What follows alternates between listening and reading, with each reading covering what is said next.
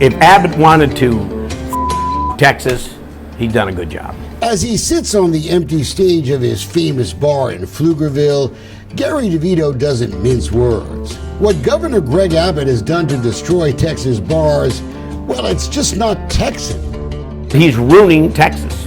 He's absolutely ruining Texas. He's ruining people's lives. Welcome to Uncle Gary's, a classic Texas honky-tonk if you've ever seen one. There should be a band playing up here.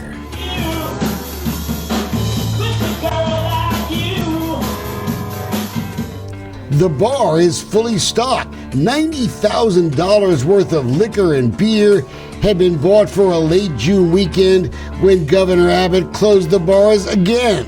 I feel betrayed. Absolutely, yeah.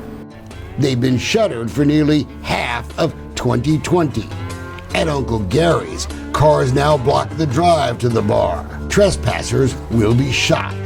This bar shutdown, it's costing Texas taxpayers about $50 million a month in taxes. But at the bars, it's costing so much more. Not just a good time, but mortgage payments, money for food, freedom, and they're furious at the Republican governor. It's the most summer of my life. Uncle Gary's is the Texas story Republicans should be proud of approaching November. To me, I feel like I'm in a communist country. 74-year-old Gary DeVito started with just a car lot in Pflugerville more than 2 decades ago with a few $1,000s. He built his own little piece of the American dream here. Now, there's a for sale sign. My property's up for sale now for $1 million less than it's worth. And that's why I just want to get out of this country, because it seems like it's gone to shit. Bars have been forced to close all across the state. The theory, it will stop the spread of the coronavirus. It hasn't. We don't have to have orders that will force people into impoverishment if we get enforcement of the current orders that will reduce the spread of COVID-19. The politicians always talk about the science. So here's a science question, Governor. Why is it so hard to actually find evidence that it was Texas bars to blame?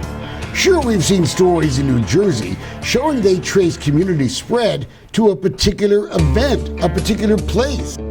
But when we asked the Texas Health Department for a list of the evil bars that were caught spreading the virus, we got silence.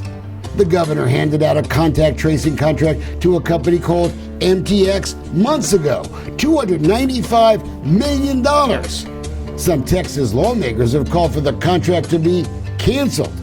I think we should just stop the contract right now. Stop the contract. Reassess before we move forward. The state of Texas doesn't want us to see the contract. Well, that's reassuring. They're hiding it from everyone. And they won't even return our phone calls. We've been trying to get in touch with you to ask a couple of questions about the contact tracing being done by the state and haven't heard an answer yet.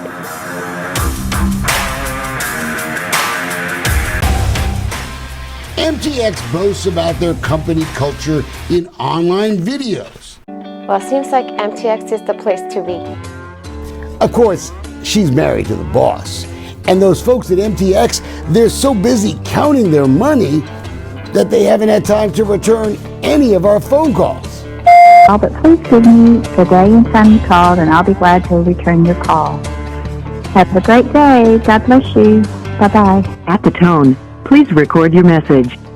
That was some lady named Gail on a voicemail. We've reached out to all the directors on their board. I am not available right now. Kindly leave a message. Bye-bye. We've been very fortunate to grow exponentially in the last 2 years, which are really, really exciting. Turns out the CEO, that Noble guy, he lied about his education. MTX has been getting contracts all over the country. But look at some history. They were criticized after going 123% over budget in a different job for a State Department in Kentucky. Another sign of trouble, a recent visit to the company's Frisco headquarters. Nobody was there. This is crazy. This is just crazy. What the heck is going on? So maybe we shouldn't be surprised at this Chronicle headline. While COVID cases exploded, the MTX folks did little or no work. What's up with that, Gov? Here in Houston, the county health department is contact tracing, they say. So we asked if they have a list of properties where lots of cases were linked, much less bars. They didn't. Neither does the city of Houston. So why pick on the bars? This isn't science, but a packed dance club in the big city is an awful lot different than a honky-tonk like Uncle Gary's, or a country bar where a few folks have a couple of shiners and dance the night away. It's not about the liquor, because restaurant bars are packed now. It's not about social distancing, because water parks are open in Pflugerville. I would rather be on a place with a bunch of monkeys than watch what I'm seeing in this country now. You can probably tell that Gary DeVito is no flaming liberal, and that's the political earthquake Governor Abbott may be creating in small towns across the state. How do you live with yourself knowing that you've caused all these families hardship? Keep them happy, healthy, and safe, Father God. And we're so careful to give you all the honor and all the glory and all the praise. In Jesus' name, everybody said, At Shooters in Pasadena, a little prayer before the promise to fight back. We're here to let Governor Abbott know that we need to come back to work. That's all. That's the only thing we're here for, is to let him know that all these people's lives are on the line. We need to work. We need to pay our bills. In a close November election, frustrated business owners in small towns could make the difference. And the anger, if the politicians can't hear it yet, they're not listening. On Independence Day, they took my independence away. I don't want 7,000 independent bar owners in the state of Texas unemployed, not to mention their cooks and their bartenders.